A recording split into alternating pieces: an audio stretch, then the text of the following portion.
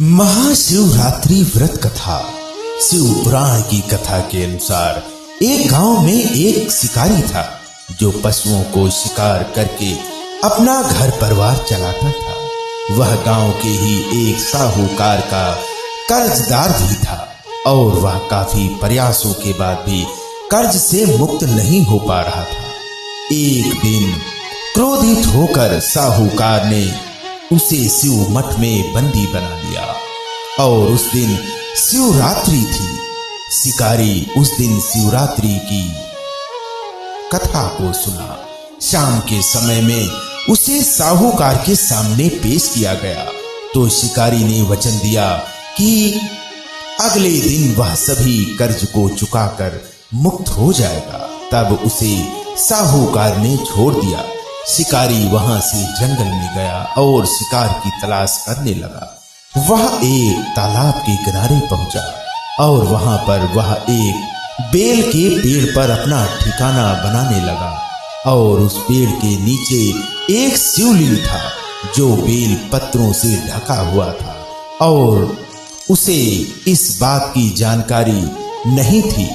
Bell वृक्ष की टहनियों को तोड़कर वह नीचे फेंकता गया और बेल पत्र उस शिवलिंग पर गिरते गए। वह भूख प्यास से व्याकुल था और अनजाने में उससे शिव पूजा हो गई। दोपहर तक वह भूखा ही रहा। रात में एक गर्भवती हिरण तालाब में पानी पीने आई और तभी शिकारी उसे मारने के लिए धनुष बाण तैयार कर लिया और उस हिरण ने कहा कि वह बच्चे को जन्म देने वाली है। तुम एक साथ दो हत्या मत करो। बच्चे को जन्म देकर तुम्हारे पास मैं आ जाऊंगी, तब तुम शिकार कर लेना।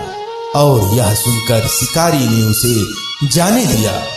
थोड़ी ही देर बाद एक और हिरण आई तो शिकारी उसका शिकार करने को तैयार हो गया। तभी उस हिरण ने कहा कि वह अभी ऋतु से मुक्त हुई है। वह अपने पति की तलाश कर रही है क्योंकि वह काम के वशीभूत है। वह जल्द ही पति से मिलने के बाद शिकार के लिए उपस्थित हो जाएगी। और शिकारी ने उसे भी छोड़ दिया। देर रात एक हिरण अपने बच्चों के साथ उस तालाब के पास आई। शिकार एक साथ कई शिकार को देखकर बहुत प्रसन्न हुआ। वह शिकार करने के लिए तैयार हो गया। तभी उस हिरण ने कहा कि वे अपने बच्चों के साथ इनके पिता की तलाश कर रही हैं। जैसे ही वो मिल जाएंगे तो वह शिकार के लिए स्वतः आ जाएगी। इस बार शिकारी उन्हें छोड़ना नहीं चाहता था, लेकिन उस हिरण ने शिकारी को उसके बच्चों का हवाला दिया तो उसने उसे जाने दिया। अब शिकारी बेल वृक्ष पर बैठकर बेल पत्र तोड़कर नीचे फेंकते जा रहा था। अब सुबह होने ही वाली थी। तभी वहां एक हिरण आया। शिकार उसे मारने के लिए तैयार था, लेकिन हिरण ने कहा कि इससे पहले 3 हिरण और उनके बच्चों को तुमने मारा है तो उसे भी मार दो, क्योंकि उनका वियोग सहन नहीं होगा। यदि उनको जीवन दान दिया है तो उसे भी छोड़ दो। परिवार से मिलकर तुम्हारे समक्ष उपस्थित हो जाऊंगा।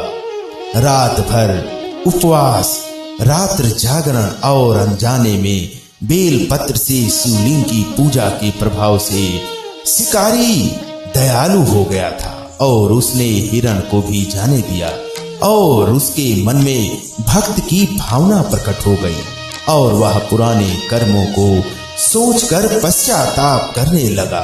तभी उसने देखा कि हिरण का पूरा परिवार शिकार के लिए उसके पास आ गया।